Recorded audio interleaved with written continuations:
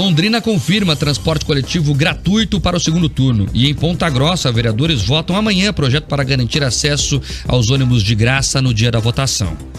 A decisão foi anunciada hoje pela manhã pela prefeitura da maior cidade do interior do estado. A medida atende um pedido feito na semana passada pelo presidente do Tribunal Regional Eleitoral do Paraná, o desembargador Wellington Coimbra de Moura. Segundo a Companhia Municipal de Trânsito e Urbanização, a gratuidade será durante o domingo inteiro para todos que fizerem uso do serviço. Começa às 0h e vai até às 23h59 de domingo. As linhas vão operar com tabelas especiais, contando com um número maior de horários para atender a demanda de usuários.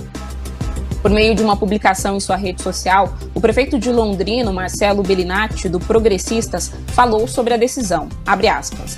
Em respeito à democracia, seguindo a orientação do TRE, a prefeitura informa que no domingo da eleição, o transporte coletivo será de graça. A medida visa proporcionar a eleitores de baixa renda e desempregados a oportunidade de exercerem o seu direito democrático de votar. Fecha aspas.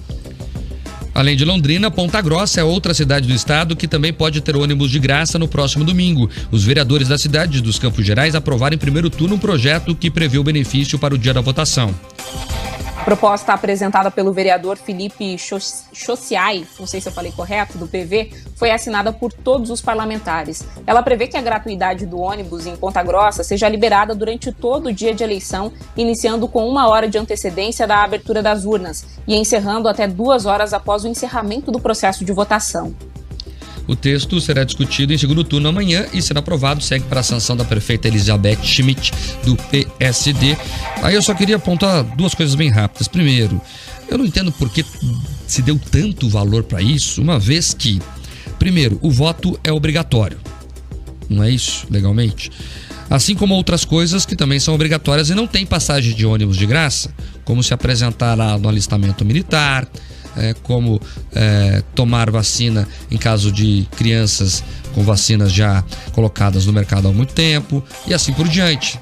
Não é oferecido transporte gratuito para isso. E aí a gente é só olhar em volta, né? Qual que é a campanha que mais faz discurso para que quem se absteve vote? E aí, coincidentemente, essas medidas vêm ajudar nesta intenção de uma das campanhas que quer colocar quem não votou por algum motivo nas urnas. Mas para terminar de verdade, eu acho que isso não adianta muito. Sabe por quê? Porque até pela regra, a regra é essa: a pessoa vota perto de casa. Não é isso. É o colégio mais próximo da casa, né? O local de votação mais perto da casa que a pessoa é alistada.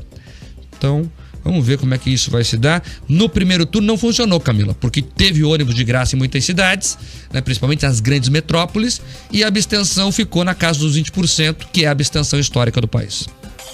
Eu acho que o que é importante a gente destacar aqui, Mark, é que no caso de Ponta Grossa houve essa discussão e regulamentação no órgão que cabe, né, no poder em que cabe, que é, nesse caso, a Câmara de Vereadores, né? Só para a gente lembrar, depois que algumas cidades fizeram essa gratuidade lá no primeiro turno das eleições, houve um grande debate sobre, inclusive, a constitucionalidade disso, né? Se de fato a gente estava falando da garantia de um direito ou então se estávamos infringindo a própria lei eleitoral, uma vez que não pode ser feito transporte regular de eleitores. Mas nesse caso, o entendimento dos ministros do Supremo Tribunal Federal é que, como esse benefício ele se estende para todo mundo, independente de qual seja a sua preferência política, em tese estaria ali para garantir realmente que as pessoas pudessem registrar o seu voto, ou seja, cumprir esse dever cívico. Mas, de fato, esse é um bom ponto para ser lembrado, né? As pessoas tendem a votar próximo de casa a vida inteira. Eu sempre votei indo a pé, sem precisar, inclusive, pegar o carro, porque geralmente em volta, inclusive, desses locais de votação tem um trânsito caótico, né? Então, como é próximo da minha casa, e agora, por exemplo, aqui em Brasília é do ladinho,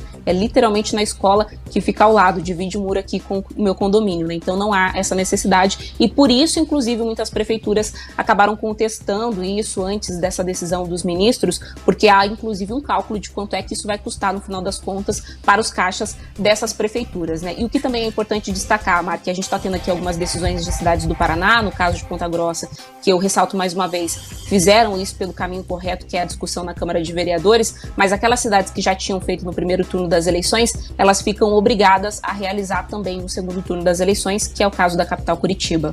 É isso, Camila, é aquela história lá, da frase do Milton Friedman, que foi prêmio Nobel de Economia, que não existe almoço grátis. Alguém sempre paga a conta e geralmente é o pagador de impostos. Mas olha, quase sempre é o pagador de impostos. Então, alguém vai pagar a conta, até porque o transporte coletivo é privado, né? Tem um empresário lá que tem que pagar as contas dos motoristas, dos cobradores, o diesel, e ainda ter o seu lucro. Então, tudo isso vai ser pago pelo pagador de impostos.